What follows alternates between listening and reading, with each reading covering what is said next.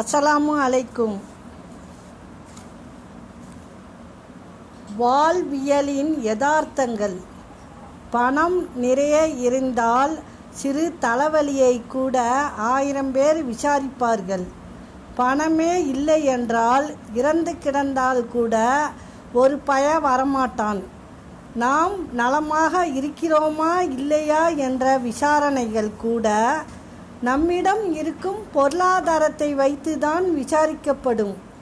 நீ எவ்வளவு உயர்ந்தவன் என்பது உன் பிறப்பிலோ அல்லது உன் படிப்பிலோ அல்லது உன் பணத்திலோ அல்லது உன் அறிவிலோ அல்லது புகழ்ச்சியிலோ இல்லை.